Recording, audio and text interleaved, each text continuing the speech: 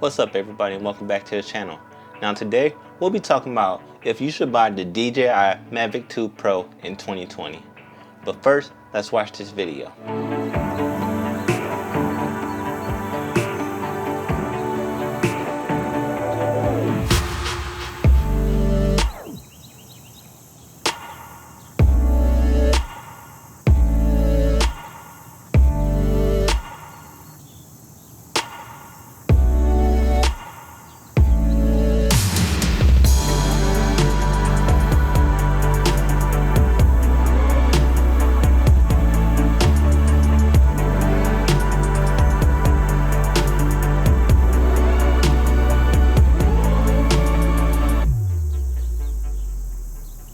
Okay, let's talk about the specs of the Mavic 2 Pro. 10 bits at 100 megabits per second, 4K in 24 and 30 frames per second, 120 frames per second in 1080, flight time 30 minutes, 1-inch sensor, 20 megapixel camera, 28mm lens at 2.8 aperture.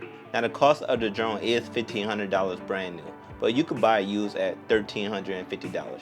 Now, the first reason you should actually buy this drone is because of the 10-bit codec. It's a lot easier to color grade your video in post with 10-bit over 8-bit. We saw this with the Sony a7 III, we saw this with the Canon EOS R, you saw this even with the Fuji X-T2.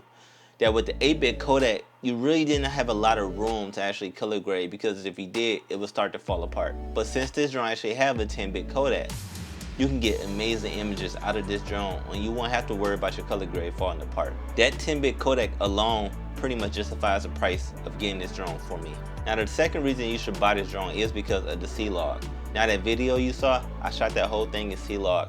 And the reason is because C-Log give you the most dynamic range for your video. If I would have shot that in a normal profile, I would have had to expose my highlights and my image when it came out as clean as it did using C-Log. Now, I am a believer of getting your image correct in camera before you even start shooting. And let me show you how I did that.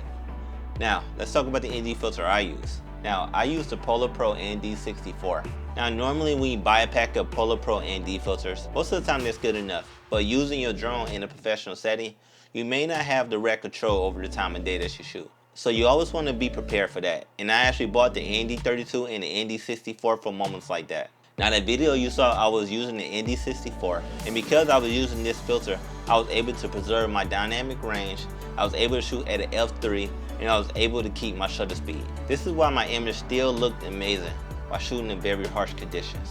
So when I color grade my drone footage and almost all my footage, I really pay attention to my waveform. I do this so I can correctly expose my image in post while not clipping my shadows or my highlights. And I'll show you exactly what the waveform for these clips look like while using this ND filter. So the third reason you should buy the Mavic 2 Pro is because you have full control over your settings. So this means while you're up flying, you need to change your shutter speed or your aperture, you could do that while flying. Unlike the Mavic Air 2, you're stuck at a fixed aperture of 2.8, which is not a bad thing, but if you want the most cinematic image possible, you should always have full control over your camera.